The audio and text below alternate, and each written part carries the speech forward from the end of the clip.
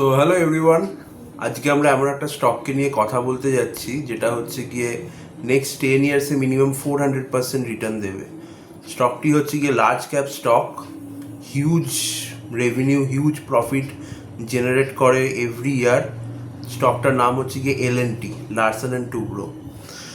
তো আমি হচ্ছে গিয়ে নেক্সট 10 ইয়ার্সে ইন্ডিয়াকে হচ্ছে গিয়ে থার্ড লার্জেস্ট ইকোনমিতে দেখতে পাচ্ছি।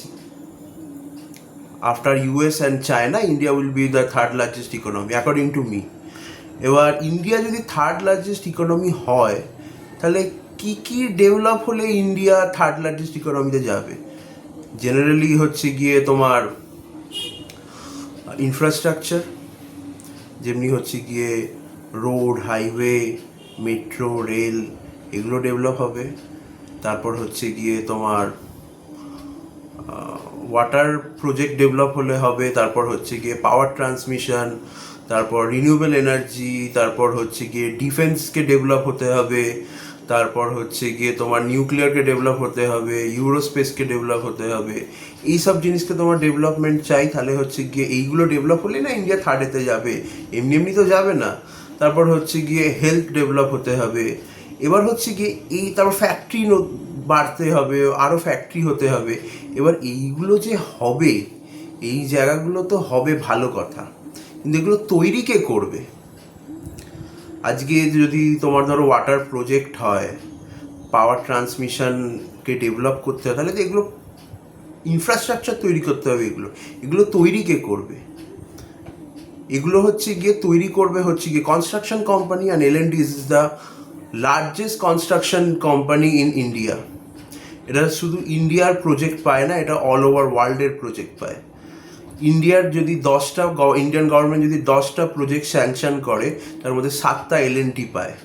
1946-এ হচ্ছে গিয়ে কোম্পানিটা হচ্ছে গিয়ে খোলে, আজকে 2026, 80 ইয়ার্স ধরে হচ্ছে গিয়ে ইন্ডিয়ার ডেভেলপমেন্টের পিছনে আছে এই কোম্পানিটা। অনেক ধরনের সাইকেল গেছে ইন্ডিয়ার, কিছু সময় বাজে সাইকেল গেছে, কিছু সময় ভালো সাইকেল গেছে, ইনফ্রাস্ট্রাকচার কিছু সময় হয়নি, কিছু সময় হয়েছে, কিন্তু এই কোম্পানিটা হচ্ছে নিজেদেরকে কনসিস্টেন্টলি হচ্ছে গিয়ে ওপরেতে ধরে রেখেছে। আজকে হচ্ছে গিয়ে যদি যে কোনো হচ্ছে গিয়ে রোড, যে কোনো হচ্ছে গিয়ে তোমার ব্রিজ, ওয়াটার প্রজেক্ট, এখন তো হচ্ছে গিয়ে বুলেট ট্রেনের প্রজেক্টেও L&T আছে। তারপর হচ্ছে গিয়ে ডিফেন্স, ইউরোস্পেস, অয়েল অ্যান্ড গ্যাস, হাইড্রোকার্বনের প্রজেক্টে, রিনিউয়েবল এনার্জির প্রজেক্টে, থার্মাল, মানে যা কিছু তুমি বলবে, যা যা ডেভেলপমেন্ট হওয়ার কথা ইন্ডিয়াতে নেক্সট 10, 20, 15 ইয়ার, সেটা কিন্তু ওয়ান অফ দি কি প্লেয়ার হবে L&T। তখন এগুলো তৈরি করবে, ম্যাক্সিমাম প্রজেক্ট এগুলো তৈরি করবে। তো আমরা কি এমন একটা স্টকেতে ইনভেস্ট করে রাখবো না, যেটা হচ্ছে গিয়ে ইন্ডিয়াকে গ্রো করতে হেল্প করবে? ইন্ডিয়া গ্রো করলে স্টকটাও গ্রো করবে, স্টকটা যত প্রজেক্ট পাবে তত হচ্ছে কি শেয়ার প্রাইস বাড়বে, প্রফিট বাড়বে। তো এরকম একটা স্টককে কি আমাদের মিস করা উচিত? আমার মনে হয় না। এই স্টকটা হচ্ছে গিয়ে এবছরে হচ্ছে 15% রিটার্ন দিয়েছে লাস্ট 1 ইয়ারে, লাস্ট 5 ইয়ার্সে 196% রিটার্ন দিয়েছে। আর ওভারঅল রিটার্ন হচ্ছে 1999 থেকে হচ্ছে 2026-এ হচ্ছে গিয়ে প্রায় 21,000% রিটার্ন দিয়েছে। আমার হচ্ছে গিয়ে খুব মনে হয়, আমি এই স্টকটাকে বহু বছর ধরে ফলো করছি, ঠিক আছে, এবং আমি এদের কনসিস্টেন্ট হচ্ছে গিয়ে পারফরমেন্স দেখে আমি হচ্ছে গিয়ে গ্যারেন্টির সাথে বলতে পারি এটা নেক্সট 5 ইয়ার্সে মিনিমাম 200% রিটার্ন জেনারেট করবে।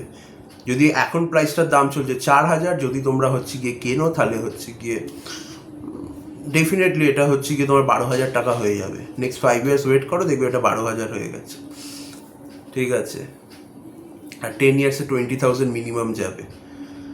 তো এই স্টকটাকে আমি ডেফিনেটলি বাই করার জন্য বলবো। আমি তাড়াতাড়ি নাম্বার সাথে চলে আসবো আর এটা সব থেকে ইম্পর্টেন্ট জিনিস কি জানো, এর অর্ডার বুকে কত লক্ষ কোটি টাকার অর্ডার আছে জানো? 7.4 লাখ ক্রোর্সের অর্ডার আছে। এবার 7.4 লাখ ক্রোর্স তো হচ্ছে কি 1-2 বছরের প্রজেক্ট শেষ হবে না, এটা নেক্সট 10, 15, 20 বছরের প্রজেক্টের মধ্যে আছে। তাহলে চিন্তা করো, এই কোম্পানিটার এখন থেকেই হচ্ছে নেক্সট 10-15 ইয়ার্স একদম সিকিওর। আর নতুন গাইডেন্স দিয়েছে হচ্ছে গিয়ে অর্ডার বুক আরও সামনের বছর 10-12% বাড়বে। তো আমার ডেফিনেটলি মনে হয় এই স্টকটাকে হচ্ছে গিয়ে কেনা উচিত। আমি হচ্ছে গিয়ে কুইকলি হচ্ছে গিয়ে নাম্বারসেতে চলে আসবো। এই কোম্পানিটা হচ্ছে গিয়ে ফাইন্যান্সিয়াল ইয়ার 2026-এর আমি পারফরমেন্সটা আমি বলবো, জাস্ট এক সেকেন্ড। হ্যাঁ, রেভিনিউ হচ্ছে গিয়ে 2.85 লাখ ক্রোর্স, প্যাট মানে প্রফিট আফটার ট্যাক্স হচ্ছে 17,238 ক্রোর্স, অর্ডার ইনফ্লো হচ্ছে গিয়ে 4,35,590 ক্রোর্স, টোটাল অর্ডার বুক যেটা বললাম 7.4 lakh crore, revenue growth guidance দিয়েছে 10-12%, অর্ডার বুক গ্রোথ গাইডেন্স দিয়েছে 10-12%। আচ্ছা, ইন্টারন্যাশনাল অর্ডার শেয়ার মানে এটা শুধু আমি তোমার শুরুতেই বললাম কি শুধু ইন্ডিয়ার কাজ করে না, অল ওভার ওয়ার্ল্ডের কাজ করে। সাউদি আরবিয়াতে বড় বড় প্রজেক্ট আছে, বিভিন্ন দেশে হচ্ছে গিয়ে আরও বিভিন্ন দেশে হচ্ছে গিয়ে বড় বড় প্রজেক্ট ধরে রেখেছে। 52% হচ্ছে বাইরের প্রজেক্ট, যা অর্ডার বুক যা আছে না 52% বাইরের প্রজেক্ট। মানে বুঝতেই পারছো এটা হচ্ছে কি শুধু ইন্ডিয়াতে এটা দবদবা নেই, এটা হোল ওয়ার্ল্ডের দবদবা আছে। এটা এত স্ট্রং কোম্পানি এটা একটা। তারপর কি যেটা হচ্ছে কি এটার আরোই রিটার্ন অন ইকুইটি 15.78%, খুবই স্ট্রং। অর্ডার বুক তো তোমাকে বললাম সব কিছু।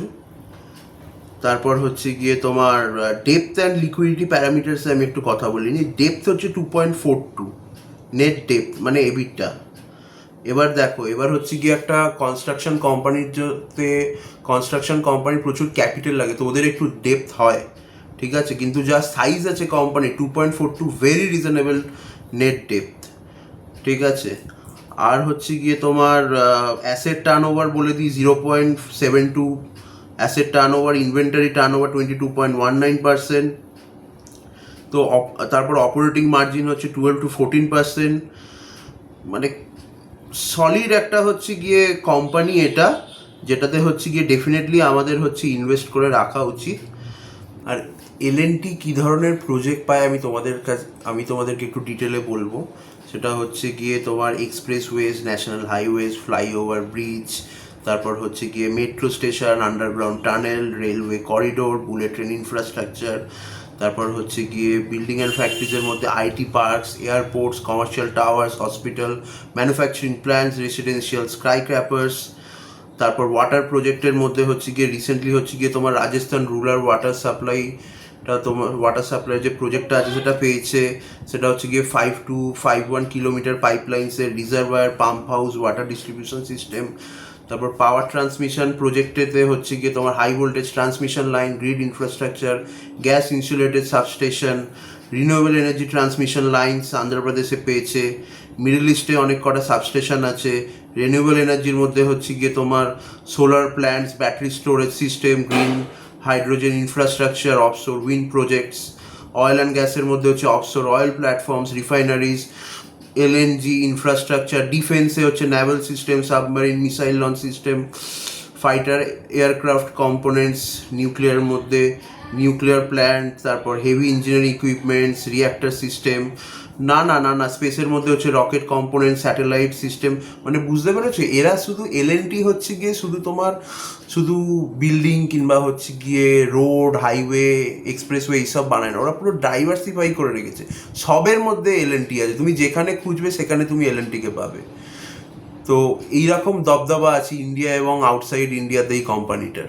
তো যদি হচ্ছে গিয়ে মনে করো কি যে 10 ইয়ার্স তুমি কোনো একটা স্টককে কিংবা মিনিমাম 5 ইয়ার্স ধরে রাখতে পারবে, তাহলে ডেফিনেটলি এই স্টকটা তোমাদের জন্য।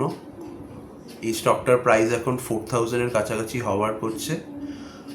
15% রিটার্ন দিয়েছে লাস্ট ইয়ার। তো ডেফিনেটলি এটা তোমাদের উইশ লিস্টে থাকা উচিত। আমি বলবো কি যে বাল্ক বাই করতে পারো কিংবা এসআইপি, এটার মানে প্রত্যেক মাসে কিছু কিছু কিনে রাখতে যেতে পারো। তো চলো ঠিক আছে, আশা করছি ভিডিওটা তোমাদের খুব ভালো লেগেছে। যদি এরকম ভিডিও তোমরা যদি আরও চাও তাহলে এই চ্যানেলেতে সাবস্ক্রাইব করো, নিজের বন্ধু ফ্যামিলি মেম্বারের সাথে শেয়ার করো, আর ভালো লাগলে লাইক অ্যান্ড কমেন্ট করো। চলো টাটা।